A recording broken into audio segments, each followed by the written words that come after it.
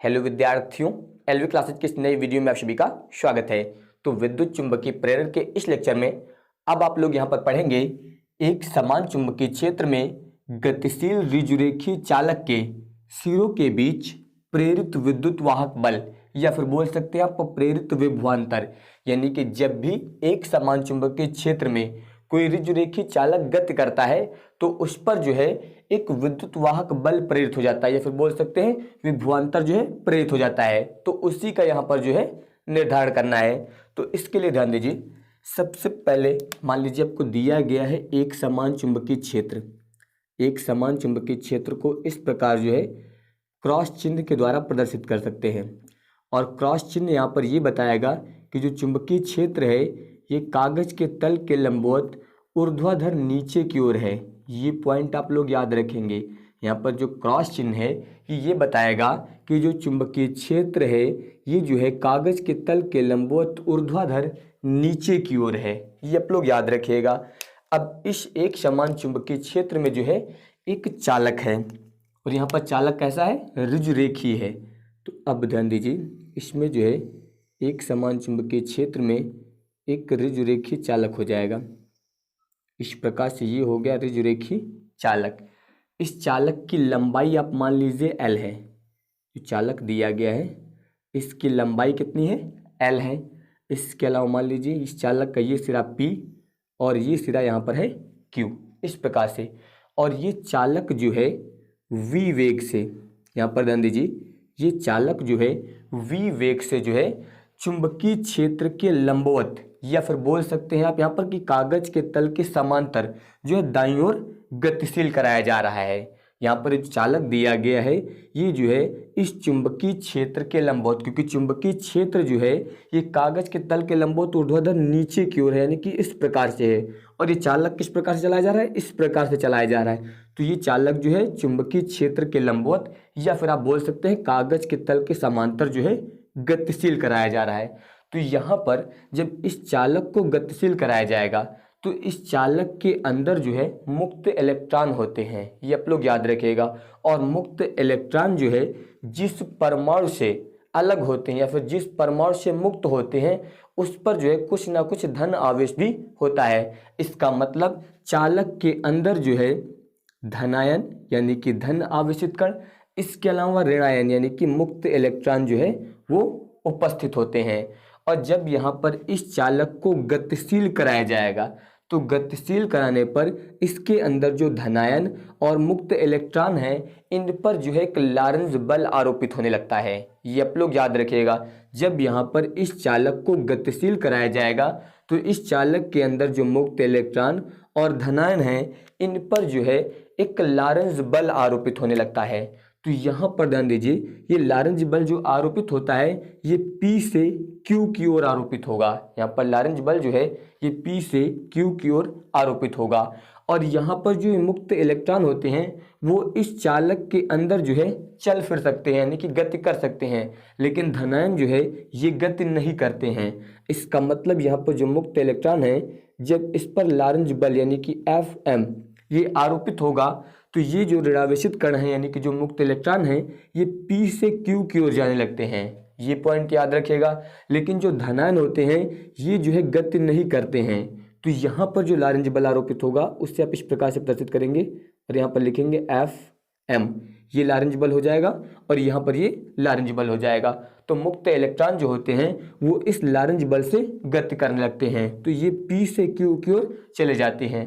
तो इस प्रकार होता क्या है, यहाँ पर जितने भी मुक्त इलेक्ट्रॉन होंगे वो सभी P से Q की ओर जाने लगते हैं और धनायन गति नहीं करते हैं। इसलिए यहाँ पर इस चालक का एक सिरा जो है वो धनावेशित हो जाता है और दूसरा सिरा जो होता है वो ऋणावेशित हो जाता है। इस प्रकार इसका P सिरा जो है वो धनावेशित और यहाँ पर जो Q सिरा है वो ऋणावेशित हो जाता है। तो इस प्रकार यहाँ पर इस चालक का एक सिरा धनावेशित और दूसरा सिरा ऋणावेशित होने के कारण जो है इसमें वैद्युत क्षेत्र की तीव्रता उत्पन्न हो जाती है। इसमें जो है वैद्युत क्षेत्र की तीव्रता उत्पन्न होती है। और वैद्युत क्षेत्र की तीव्रता की जो दिशा होती है वो धन आवेश से ऋण आवेश की ओर होती है। इसका मतलब ध्यान दीजिए, यहाँ पर ये धन आवेश है और इधर ये ऋण आवेश है, तो इसका मतलब जो वैद्युत क्षेत्र की तीव्रता की दिशा होगी वो P से Q की ओर होगी। ये पॉइंट याद रखिएगा। तो यहाँ पर इस वैद्युत क्षेत्र की तीव्रता के कारण जो है इन मुक्त इलेक्ट्रॉन, इसके अलावा धनायनों पर जो है यहाँ पर एक वैद्युत बल आरोपित होने लगता है। यहाँ पर जो है इन मुक्त इलेक्ट्रॉनों पर एक वैद्युत बल, इसे प्रदर्शित करेंगे आप Fe से, लारेंज बल को Fm से और वैद्युत बल को Fe से, यहाँ पर भी Fe इस प्रकार से। तो यहाँ पर ये बताया गया कि जब वैद्युत क्षेत्र की तीव्रता यहाँ पर उत्पन्न होती है तो इसके कारण जो है मुक्त इलेक्ट्रॉन और धनायनों पर जो है वैद्युत बल कार्य करने लगता है, और इस वैद्युत बल का मान जब बढ़कर इस लारेंज बल के बराबर हो जाता है तो यहाँ पर जो है मुक्त इलेक्ट्रॉनों का स्थानांतरण जो होता है वो बंद हो जाता है, यानी कि मुक्त इलेक्ट्रॉन जो है वो रुक जाते हैं, गति करना बंद कर देते हैं जब यहाँ पर इस वैद्युत बल का मान जो है बढ़कर इस लारेंज बल के बराबर हो जाएगा। तो इस स्थिति में मुक्त इलेक्ट्रॉन जो है गति करना बंद कर देते हैं और यहाँ पर चालक के सिरों के बीच जो है एक विभवांतर जो है प्रेरित हो जाता है। इसी विभवांतर का जो है यहाँ पर निर्धारण करना है। तो ध्यान दीजिए, अगर आप नोट करना चाहें तो इसमें नोट कर सकते हैं। सबसे पहले आपको क्या बताया गया, इसमें आपको बताया गया कि एक समान चुंबकीय क्षेत्र जो है यानी कि बी, ये कागज के तल के लंबवत ऊर्ध्वाधर नीचे की ओर है और इसमें जो है यहाँ पर एक एल लंबाई का चालक रखा गया है, या फिर आप बोल सकते हैं कि एक जो है एल लंबाई का ऋज रेखीय चालक जो है एक समान चुंबकीय क्षेत्र बी जो कि कागज के तल के लंबवत ऊर्ध्वाधर नीचे की ओर है उसमें जो है रखा गया है। जब इस चालक को v वेग से चुंबकीय क्षेत्र के लंबवत, या फिर आप बोल सकते हैं कागज के तल के समांतर गतिशील कराया जाता है तो यहाँ पर इसके अंदर जो धनायन और मुक्त इलेक्ट्रॉन होते हैं इन पर जो है एक लारेंज बल आरोपित होने लगता है और इस लारेंज बल से जो है मुक्त इलेक्ट्रॉन गति करते हैं, धनायन गति नहीं करते हैं। तो इस प्रकार जो है जितने भी मुक्त इलेक्ट्रॉन होते हैं वो P से Q की ओर चले जाते हैं। इस प्रकार चालक का एक सिरा धनावेशित और दूसरा सिरा जो होता है वो ऋणावेशित हो जाता है।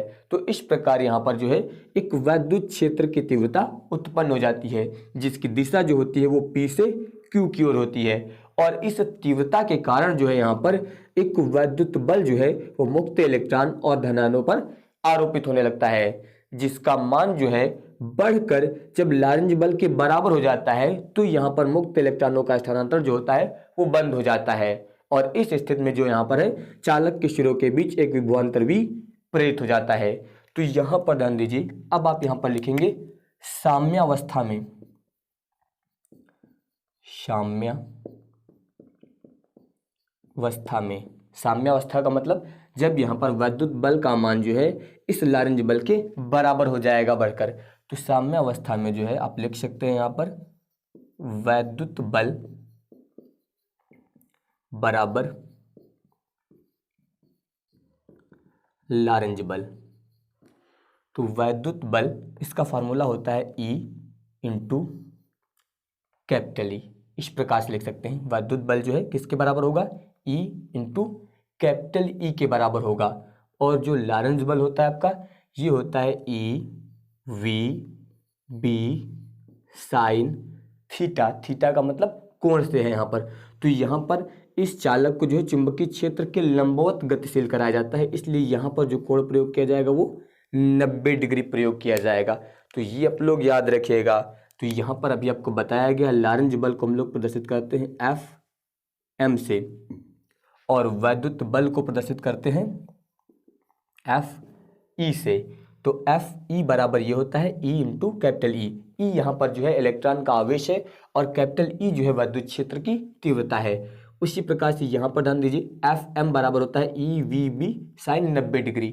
तो यहाँ पर इससे ये जो है कैंसिल हो जाएगा, तो यहाँ पर ये आएगा कैपिटल E बराबर स्मॉल v b। इसके अलावा साइन 90 का मान होता है 1, आप यहाँ पर 1 रखेंगे तो ये इतना आ जाएगा।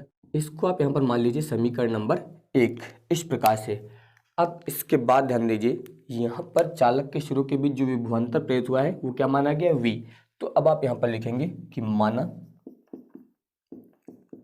चालक के सिरों के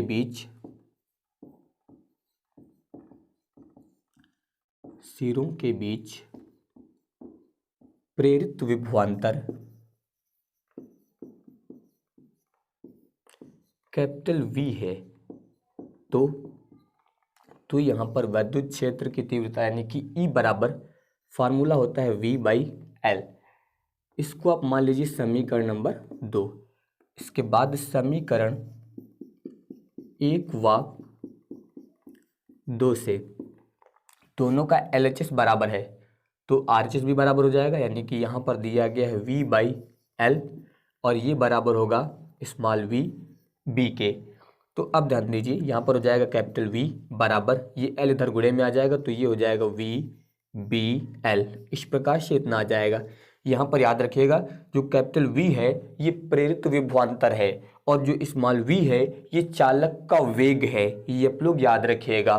तो अब ध्यान दीजिए अगर मान लीजिए इस चालक को जो है चुंबकीय क्षेत्र से थीटा कोण पर गतिशील करा दिया जाए, जैसे कि यहाँ पर 90 डिग्री पर गतिशील कराया गया था, उसी प्रकार से ध्यान दीजिए अब आप यहाँ पर लिखेंगे कि यदि चालक को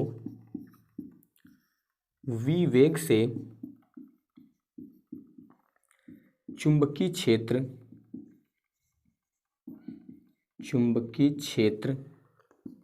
B से थीटा कोण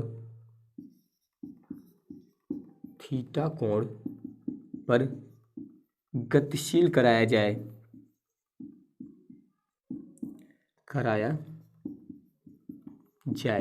तो अब ध्यान दीजिए जैसे कि मान लीजिए आप यहाँ पर एक समान चुंबकीय क्षेत्र इस प्रकार से है, यहाँ पर ये मान लीजिए एक समान चुंबकीय क्षेत्र हो गया। इस बार चालक को जो है एक समान चुंबकीय क्षेत्र से थीटा कोण पर v वेग से जो है गतिशील कराया जाए। तो अब ध्यान दीजिए यहाँ पर इसको इस प्रकार से खींच दीजिए, यहाँ पर आप इस वेग का वियोजन करिए।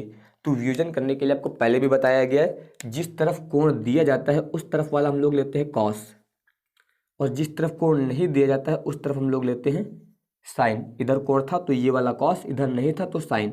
यहाँ पर थीटा, यहाँ थीटा लिख दीजिए, यहाँ पर भी थीटा लिख दीजिए। किसका वियोजन कर रहे हैं? वेग का, तो v और यहाँ पर भी आ जाएगा v। इस प्रकार से इतना हो गया। तो अब ध्यान दीजिए यहाँ पर जो फार्मूला आया था अब इससे आप किस प्रकार लिखेंगे? अब इससे आप यहाँ पर लिखेंगे कैपिटल V बराबर, तो यहाँ पर अब दिया गया है वेग यानी कि v, तो यहाँ पर अब आपको वेग लिखना है। वेग के यहाँ पर दो घटक दिए गए, इन दोनों में से कौन सा आपको यूज करना है यही आपको समझना है। तो यहाँ पर यूज होगा v साइन थीटा, इसके अलावा b l, इतना हुआ। अब ध्यान दीजिए इसका यूज क्यों किया गया और इसका यूज क्यों नहीं किया गया ये पॉइंट आपको समझना है। ध्यान दीजिए यहाँ पर हम लोगों ने इस वेग का यूज किया था स्मॉल v का, और ये वेग जो था ये इस चुंबकीय क्षेत्र के लंबवत था। आपको बताया गया था चुंबकीय क्षेत्र के लंबवत गतिशील कराया जा रहा है इसे, तो इसलिए यहाँ पर ये है आपका चुंबकीय क्षेत्र, इसके लंबवत घटक ये होगा, इसलिए यहाँ पर इसका यूज किया गया है यानी कि v साइन थीटा का। तो इससे आप लिख सकते हैं v बराबर, ध्यान दीजिए v b l sine theta, ये यहाँ पर फार्मूला आ जाएगा यानी कि प्रेरित विभवांतर का। कभी कभी यही क्वेश्चन जो है दूसरे प्रकार से आएगा, इसमें यह दिया जाएगा कि एक समान चुंबकीय क्षेत्र में जो है एक समान रुजुरेखीय चालक की गति ज्ञात कीजिए।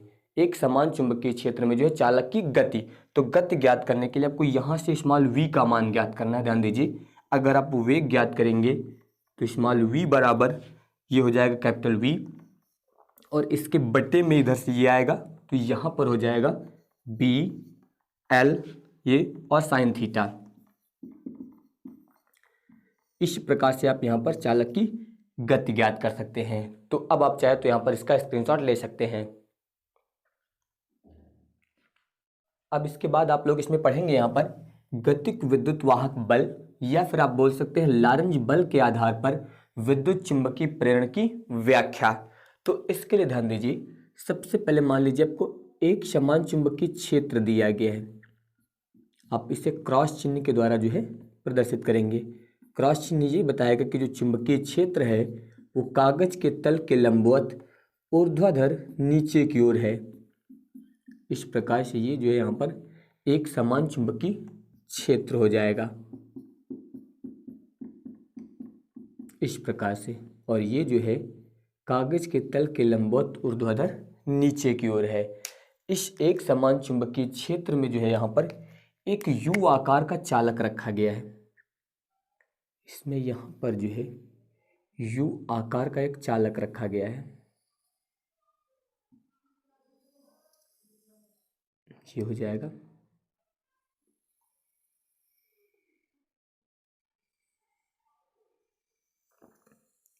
इस प्रकार से आप यहाँ पर इस चालक को प्रदर्शित करेंगे। आप मान लीजिए यहाँ पर ये सिरा है ए बी सी और ये यहाँ पर हो गया डी। इस प्रकार से ये यू आकार का चालक हो गया और इस चालक पर जो है एक छड़ रखी गई है। इस प्रकार से यहाँ पर ये एक छड़ रख दी गई है। इस छड़ को आप मान लीजिए यहाँ पर पी क्यू और इस छड़ की जो लंबाई है उससे आप मान लेंगे स्मॉल एल। तो यहाँ पर ध्यान दीजिए, इसमें बात हुई है लॉरेंट्ज बल के आधार पर विद्युत चुंबकीय प्रेरण की व्याख्या। तो आपको बताया गया है कि जब भी किसी चालक से बद्ध चुंबकीय फ्लक्स के मान में परिवर्तन किया जाता है तो वहाँ पर जो है एक विद्युत वाहक बल उत्पन्न होता है, और अगर यहाँ पर परिपथ बंद होता है तो उसमें जो एक धारा उत्पन्न होती है जिससे प्रेरित धारा कहते हैं। ये आपको विद्युत चुंबकीय प्रेरण की घटना में बताया गया है। इसके अलावा बताया गया है कि यहाँ पर जो विद्युत वाहक बल उत्पन्न होता है वो जो है फ्लक्स परिवर्तन की ऋणात्मक दर के बराबर होता है। तो ये आपको पहले से बताया जा चुका है। तो अब यहाँ पर ध्यान दीजिए, यहाँ पर जब इस यू आकार के चालक पर इस छड़ को रखा जाएगा और यहाँ पर अब इस क्षण को जो है हम लोग इसमें गति कराएंगे। इस प्रकार से इसको v वेग से जो है आगे की ओर गति कराना है, यानी कि इसे गतिशील कराना है। तो आपको पहले भी बताया गया है, जब भी एक समान चुंबकीय क्षेत्र में किसी चालक को गतिशील कराया जाता है तो उस चालक के अंदर जो है मुक्त इलेक्ट्रॉन उपस्थित होते हैं जो कि यहाँ पर गति करने लगते हैं। और गति क्यों करते हैं? क्योंकि जब इस चालक को हम लोग गतिशील कराएंगे तो इसके अंदर धनायन और मुक्त इलेक्ट्रॉन होते हैं जिन पर जो है चुंबकीय बल या फिर आप बोल सकते हैं लॉरेंट्ज बल आरोपित होने लगता है, जिससे आप प्रदर्शित कर सकते हैं एफ एम से। तो यहाँ पर जो है इन मुक्त इलेक्ट्रॉनों पर लॉरेंट्ज बल आरोपित होता है जो कि यहाँ पर P से Q की ओर आरोपित होगा। इसमें धनायन भी होंगे लेकिन धनायन जो है वो इस बल से गति नहीं करते हैं, लेकिन मुक्त इलेक्ट्रॉन जो होते हैं वो चुंबकीय बल यानी कि लॉरेंट्ज बल से जो है गति करने लगते हैं। तो जब यहाँ पर ये मुक्त इलेक्ट्रॉन लॉरेंट्ज बल के कारण गति करेंगे तो यहाँ पर ध्यान दीजिए, इन मुक्त इलेक्ट्रॉन जो है इनकी गति जो होगी वो एक बंद परिपथ के रूप में होगी। ध्यान दीजिए, यहाँ पर ये जब गति करेंगे तो इस प्रकार से जाएंगे, फिर इधर घूम के इस प्रकार से ये एक बंद परिपथ तैयार करेंगे। ध्यान दीजिए, अगर यहाँ पर हम लोग मुक्त इलेक्ट्रॉनों की गति की बात करें तो आप लिख सकते हैं मुक्त इलेक्ट्रॉन की गति। तो मुक्त इलेक्ट्रॉनों की जो गति होगी वो किस प्रकार से होगी? ध्यान दीजिए, ये P से Q की ओर गति करेंगे तो यहाँ पर ध्यान दीजिए P टू Q इस प्रकार, फिर Q से C की ओर जाएंगे तो Q टू C, फिर C से B की ओर जाएंगे तो C टू B, और फिर B से किधर जाएंगे? P की ओर, तो B टू P। इस प्रकार यहाँ पर जो ये मुक्त इलेक्ट्रॉन जो है ये बंद परिपथ के रूप में यहाँ पर गति करेंगे। और जब मुक्त इलेक्ट्रॉन यहाँ पर बंद परिपथ के रूप में गति करते हैं तो यहाँ पर जो है इसके विपरीत दिशा में धारा प्रेरित हो जाती है। इस प्रकार से यहाँ पर जो है इस दिशा में इसमें धारा प्रवाहित हो जाएगी। यानी कि अगर यहाँ पर हम लोग प्रेरित धारा की दिशा की बात करें, प्रेरित धारा, तो इसकी जो दिशा होगी ध्यान दीजिए P से B की ओर, P से B की ओर, फिर B से C की ओर, C से Q की ओर, और फिर Q से P की ओर। इस प्रकार से इसमें धारा प्रेरित होगी। तो इसमें आपको ये बताया गया है कि जब हम लोग इस चालक को गतिशील कराते हैं तो इसके अंदर उपस्थित मुक्त इलेक्ट्रॉनों पर लारेंज बल आरोपित होने लगता है और ये लारेंज बल जो है P से Q की ओर आरोपित होता है। इसके बारे में आपको पहले भी बताया जा चुका है। तो यहाँ पर ये मुक्त इलेक्ट्रॉन जो है ये बंद परिपथ के रूप में गति करते हैं, यानी कि P से Q की ओर, Q से C, C से B और फिर P।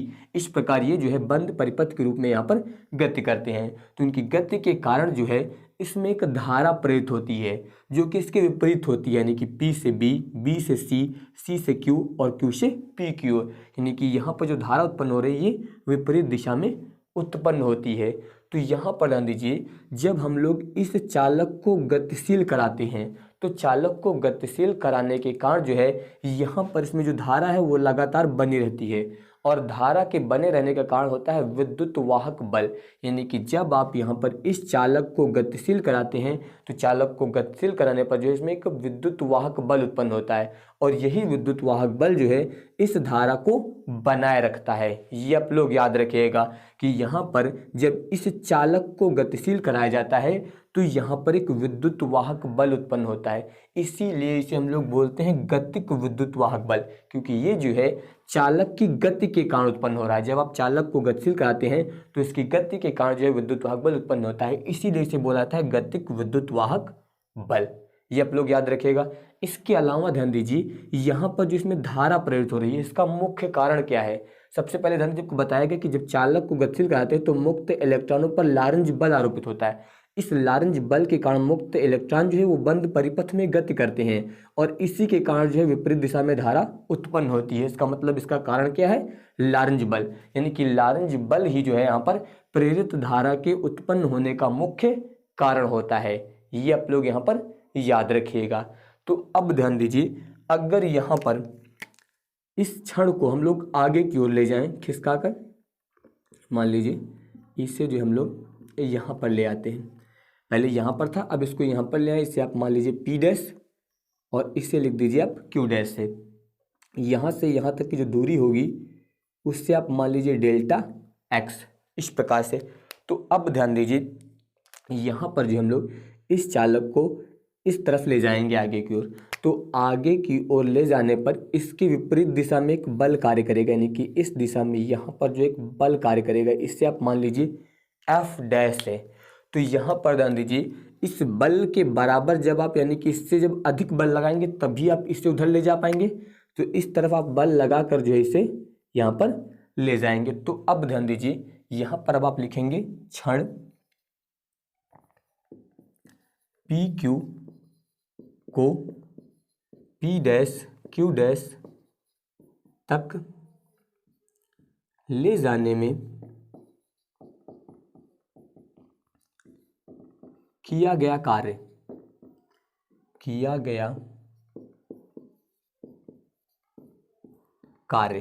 तो यहाँ पर ध्यान दीजिए, इस क्षण को जो है यहाँ से यहाँ तक लाने में किया गया कार्य ज्ञात करना है। तो कार्य बराबर होता है बल गुणे विस्थापन, कार्य बराबर बल गुणे विस्थापन।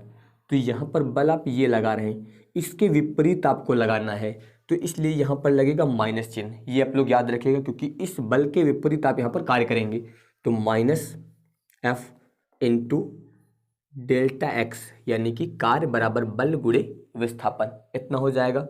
अब यहाँ पर हो जाएगा W बराबर, यहाँ पर ध्यान दीजिए आप इस चालक पर बल लगा रहे हैं तो यहाँ पर माइनस चिन्ह, बल हो जाएगा IBL। अब ध्यान दीजिए, यहाँ पर ये बल जो लग रहा था इस चुंबकीय क्षेत्र के लंबवत होगा, क्योंकि चुंबकीय क्षेत्र जो है ये कागज के तल के लंबवत ऊर्ध्वाधर नीचे की ओर है इस प्रकार से, और बल इस प्रकार से लग रहा है, इसलिए बल जो है चुंबकीय क्षेत्र के लंबवत है, इसलिए यहाँ पर F का मान इतना प्रयोग करेंगे। इसके अलावा यहाँ पर हो जाएगा डेल्टा x। अब इससे ध्यान दीजिए, आप लिख सकते हैं माइनस, यहाँ पर हो जाएगा IB। इसके अलावा यहाँ पर ये L इंटू डेल्टा x, इस प्रकार से लिख दीजिए इसे। तो अब ध्यान दीजिए, W बराबर यहाँ पर हो जाएगा माइनस I इंटू B। अब इसके बाद ध्यान दीजिए, यहाँ पर जो ये दिया गया है L इंटू डेल्टा x, ये यहाँ पर बराबर हो जाएगा डेल्टा A के। ये पॉइंट आपको समझना है। किस प्रकार से, ध्यान दीजिए, L यहाँ पर इस चालक की लंबाई है और यहाँ पर डेल्टा एक्स क्या है, यहाँ से यहाँ तक आप इसे ले गए थे तो ये हो गई इसकी चौड़ाई, ये लंबाई और ये चौड़ाई। लंबाई गुणे चौड़ाई जो है वो क्षेत्रफल के बराबर होती है, इसलिए इसे आप क्या लिखेंगे, डेल्टा ए से। तो यहाँ पर W बराबर हो जाएगा -IB। इसके अलावा आप इसकी जगह पर अब आप यहाँ पर लिखेंगे डेल्टा ए। इतना हो गया। अब इसके बाद ध्यान दीजिए, आवेश बराबर होता है धारा गुणे समय, या फिर आप बोल सकते हैं समयांतराल। अगर आप यहाँ से धारा का मान ज्ञात करें तो डेल्टा टी बट्टे में आ जाएगा, यानी कि Q बट्टे में आ जाएगा डेल्टा टी। तो इस I की जगह पर आपको ये वाला मान रखना है, तो ये हो जाएगा W बराबर माइनस, इसकी जगह पे आप मान रखेंगे तो Q बट्टे में हो जाएगा डेल्टा टी, इस प्रकार से। इसके अलावा B डेल्टा ए, इतना होता है। अब ध्यान दीजिए, फार्मूला आपको ये बताया गया, फाई B बराबर होता है B ए, इतना होता है।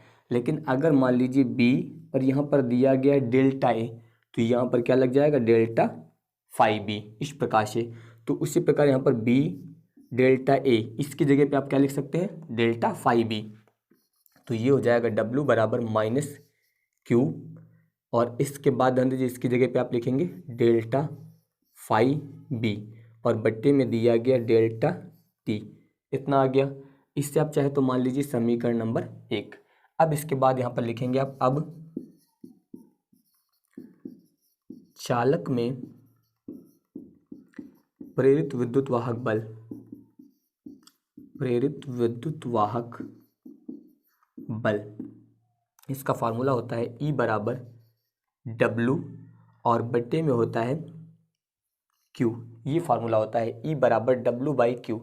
तो यहाँ पर W का मान आप समीकरण 1 से रखेंगे, तो ये हो जाएगा बराबर माइनस, W की जगह पे आप मान रख रहे हैं तो Q डेल्टा फाई B बट्टे में हो जाएगा डेल्टा T। ये मान हुआ W का, बट्टे में दिया गया Q, तो बट्टे में हो जाएगा Q। तो यहाँ पर Q से Q जो है ये कैंसिल हो जाएगा।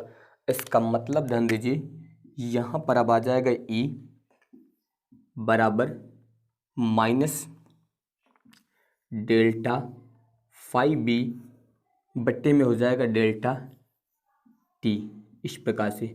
और यहाँ पर जो फार्मूला आया है यही जो है फैराडे का विद्युत चुंबकीय प्रेरण नियम है।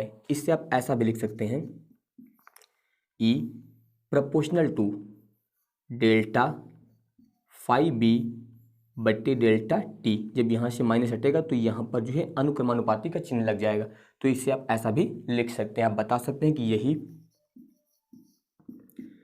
फैराडे का विद्युत चुंबकीय प्रेरण नियम है।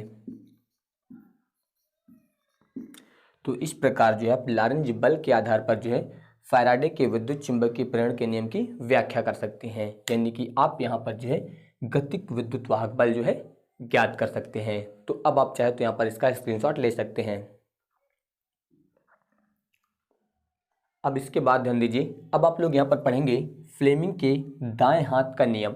तो इसके लिए पहले आप एक फिगर ध्यान दीजिए, तो आपको यहाँ पर ये नियम जो है बहुत ही आसानी से समझ में आ जाएगा। इस प्रकार से आप यहाँ पर प्रदर्शित करेंगे, ये हो जाएगा अंगूठा, ये हो जाएगी यहाँ पर तर्जनी,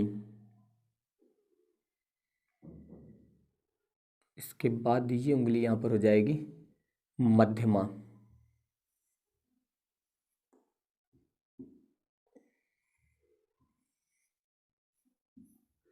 इस प्रकार से आप यहाँ पर इसे प्रदर्शित कर सकते हैं। अब यहाँ पर ध्यान दीजिए, ये आपका है अंगूठा। तो फ्लेमिंग के दाएं हाथ के नियम के अनुसार जो अंगूठा है ये जो है चालक की गति की दिशा को बताएगा, चालक की गति की दिशा, गति की दिशा। इसके अलावा जो अंगूठे के बाद वाली उंगली है उससे बोला जाता है तर्जनी, ये जो है चुंबकीय क्षेत्र की दिशा को बताएगी, चुंबकीय क्षेत्र की दिशा। इसके बाद वाली जो उंगली होती है यानी कि बीच वाली उंगली, उससे बोला जाता है मध्यमा। और ये यहाँ पर जो है प्रेरित धारा की दिशा को बताएगी, प्रेरित धारा। तो यहाँ पर ध्यान दीजिए, सबसे पहले आपको बताया गया ये है आपका अंगूठा, इसे बोलते हैं तर्जनी। और ये बीच वाली जो उंगली होती है इससे बोला जाता है मध्यमा। यानी कि आप अपने दाहिने हाथ को इस प्रकार से करेंगे, यहाँ पर देख सकते हैं ये अंगूठा, तर्जनी और मध्यमा, इन तीनों को इस प्रकार से रखना है कि ये तीनों जो है परस्पर लंबवत रहें। इसके और इसके बीच का कोण 90 हो, यहाँ पर इसके और इसके बीच का कोण 90 हो, और इसके और इसके बीच का कोण भी 90 डिग्री होना चाहिए। तो इस स्थिति में जो अंगूठा होगा वो चालक की गति की दिशा को बताएगा, तर्जनी जो है यहाँ पर चुंबकीय क्षेत्र की दिशा को प्रदर्शित करेगी, तो यहाँ पर जो मध्यमा होगी ये यहाँ पर फिर प्रेरित धारा की दिशा को प्रदर्शित करेगी। ये आप लोग याद रखिएगा। तो अब ध्यान दीजिए, आप बता सकते हैं यहाँ पर कि यदि हम अपने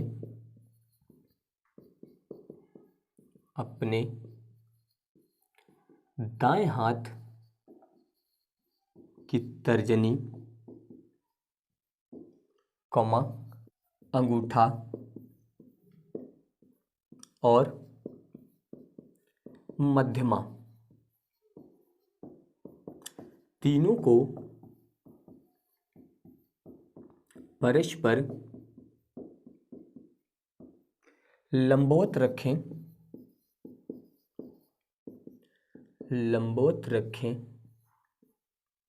तो यदि अंगूठा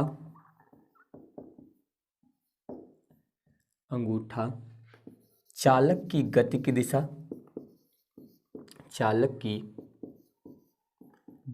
दिशा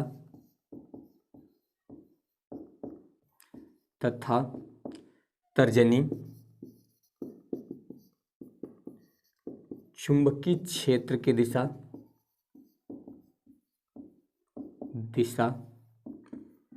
को प्रदर्शित